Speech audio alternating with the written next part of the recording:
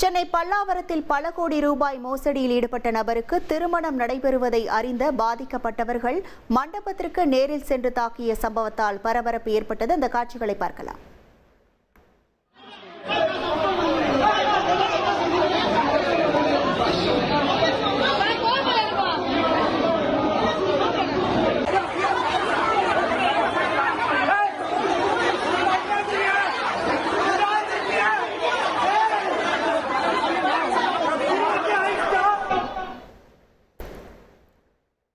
விவரங்களோடு இணைகிறார் நமது செய்தியாளர் பவித்ரகுமார். வணக்கம் பவித்ரகுமார், இந்த சம்பவம் தொடர்பான முழு விவரங்கள்.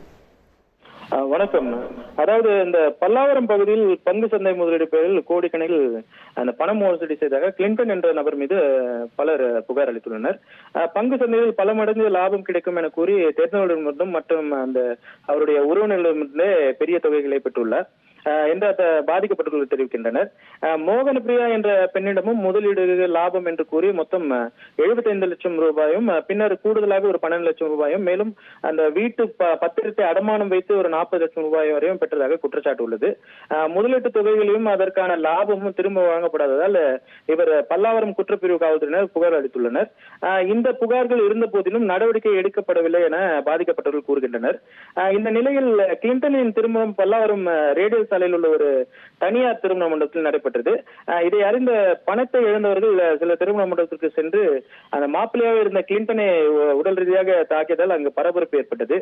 முகத்தில் காயமடைந்த கிளின்டன் பின்னர் குரோம்பேட்டை அரசு மருத்துவமனையில் முதன்மை உதவி சிகிச்சைக்காக அனுமதிக்கப்பட்டார். சிகிச்சைக்கு பிறகு தன்னை தாக்கியதாக கூறி கிளின்டன் சிட்லப்பாக்கம் காவல் நிலையத்தில் மோகன பிரியா உள்ளிட்ட பலர் மீது புகார் அளித்துள்ளார். இதனையடுத்து பாதிக்கப்பட்டவர்கள் மீண்டும் பல்லாவரம் காவல் நிலையத்தில் கிளின்டன் தொடர்ந்து எதிர்த்து கோடிக்கணக்கில் அவர் ஒரு பண மோசடி செய்ததாக கூடுதல் புகார் ஒன்றை அளித்துள்ளனர். இந்த சம்பவமானது அந்த பகுதியில் பெரும் பரபரப்பை ஏற்படுத்தியுள்ளது. விவரங்களுக்கு நன்றி பவித்ரகுமார்.